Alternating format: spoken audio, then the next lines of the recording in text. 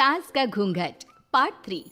अब तक हमने देखा कि देविका की हालत बहुत नाजुक है, लेकिन घर के आदमी उसे डॉक्टर के पास नहीं जाने दे रहे और जोगिंदर ने घर के मेन गेट पर बहुत बड़ा ताला लगा दिया है।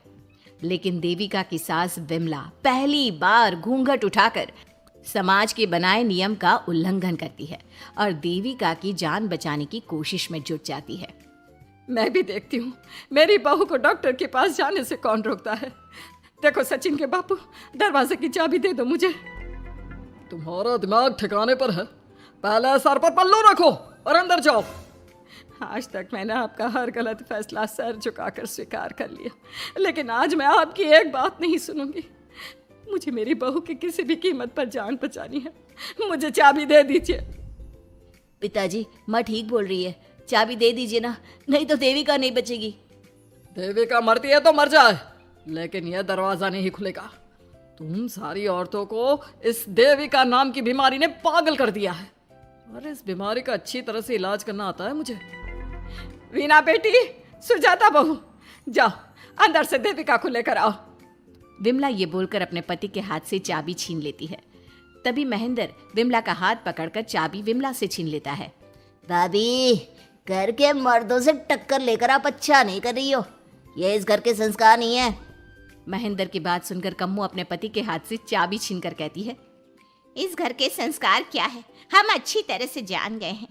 आज इस घर का दरवाजा खुलकर रहेगा और देविका डॉक्टर के पास जाकर रहेगी। भाभी, ये लो दरवाजा खोलो। विमला ताला खोल देती है। तभी वीना और सुजाता देविका को लेकर आ जाती हैं। घर की सारी औरतें देविका को लेकर घर से जा रही होती है कि तभी सुजाता का पति मोहन उससे कहता है, सुजाता, तुम देविका को लेकर इस घर से निकल तो रही हो, लेकिन याद रखना, अगर तुमने एक कदम भी बाहर निकाला तो वापस इस घर में मत आना। मैं देविका के साथ अस्पताल भी जाऊंगी और वापस इस घर में भी आऊंगी। देखती हूँ कौन रोकता है मुझे। देखता हूँ कैसे इस घर के अंदर कदम रखती हो और कौन तुम्हारी मदद करता है। कानून मेरी मदद करेगा और कारट के दरवाजे हर नागरिक के लिए खुले हैं। मोहन को अपनी पत्नी से इस तरह बात करता देख कल्याण वीना से कहता है, वीना, तुमने देविका का साथ देकर अच्छा नहीं किया। अगर तुम अभी भी इसके साथ गई तो अपना और मेरा रिश्ता खत्म समझना। मुझे कोई फर्क नहीं पड़ता, तुमने आज तक किया ही क्या है मेरे लिए। तुम खुद घर जमाई बनकर मेरे घर में रह रहे हो। कभी 100 रुपए की साड़ी दिलाई है मुझे? मेरे आने से पहले मेरा घर छोड़कर निकल जाना, समझे? ये बोलकर वीना और घर की सभी औरतें देविका को अपने साथ अस्पताल ले जाती है। वहां जाने के बाद डॉक्टर जल्दी से देविका का चेकअप करता है। चेकअप करने के बाद वो गुस्से से कहता है, ये क्या किया है तुमने? क्या हुआ डॉक्टर साहब?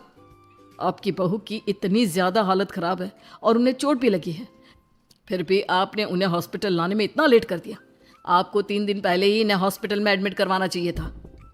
हमसे गलती हो गई डॉक्टर साहब, लेकिन आप जल्दी कुछ करिए, हमारी बहू और उसके बच्चे को बचा लीजिए। देखिए, अभी कुछ भी कह पाना मुश्किल है। हम माँ और बच्चे में से किसी एक को ही बचा सकते हैं। आप सोच लो किसे बचाना है।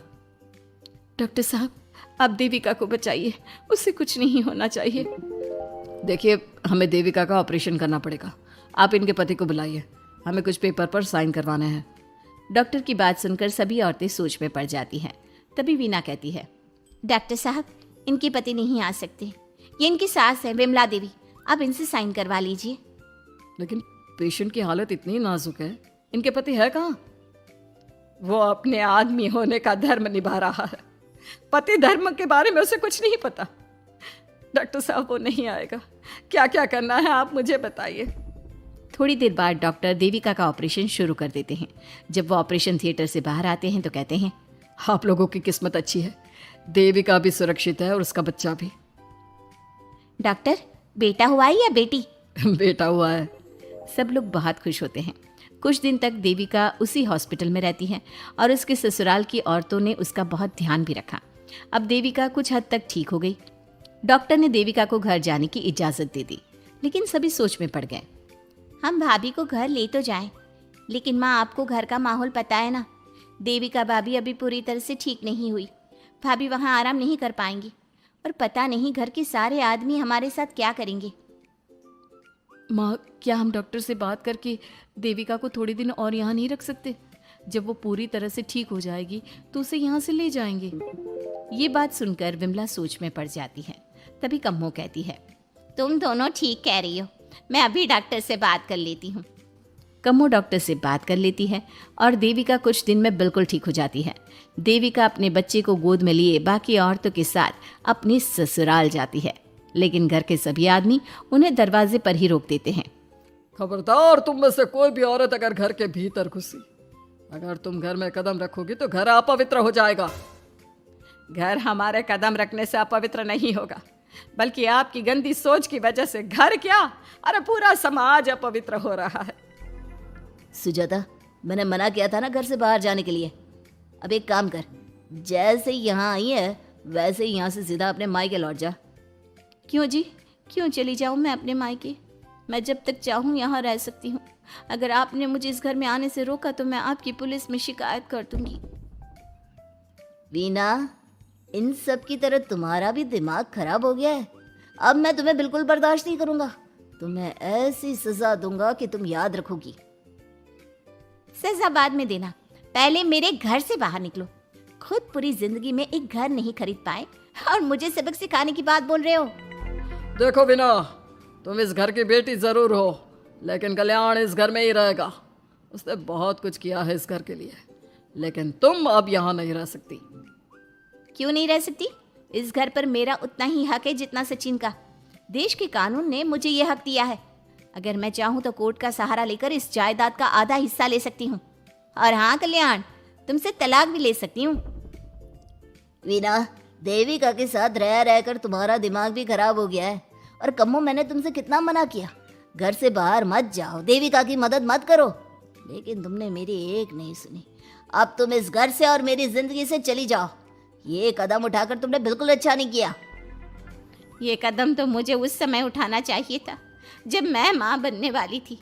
आपके झूठे अहंकार और गलत नियमों की वजह से मैंने अपने 2 बच्चे खो दिए।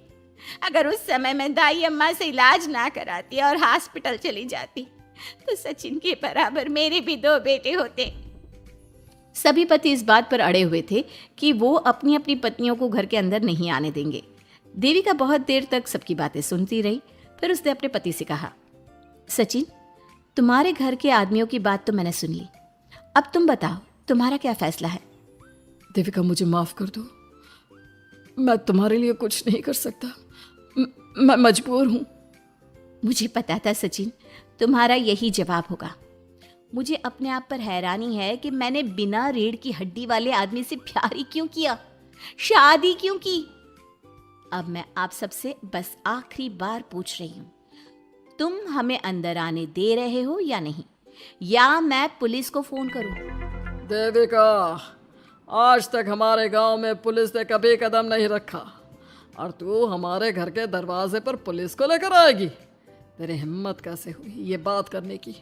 आज तक इन औरतों ने घर से बाहर कदम नहीं निकाला था और 2-4 दिन में तूने इन सबको इनके अधिकार भी याद करा दिए। अब तो तुम बिल्कुल इस घर में नहीं आ सकते। घर की औरतें घर के बाहर खड़ी थी और घर के आदमी घर के दरवाजे पर।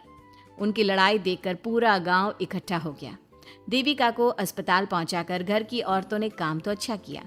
इस काम से देविका और उसके बच्चे की जान भी बच गई, लेकिन इनकी जान बचाने की कीमत घर की औरतों को कैसे चुकानी होगी, इसके लिए आपको आने वाला एपिसोड देखना होगा। और हमारे प्यारे दर्शकों, हमें कमेंट करके ज़रूर बताइए कि देविका के साथ बाकी औरतों को क्या करना चाहिए। क्या उन्हें घर के अंदर जाने के लिए संघर्ष करना चाहिए या फिर वो घर छोड़कर चले जाना चाहिए?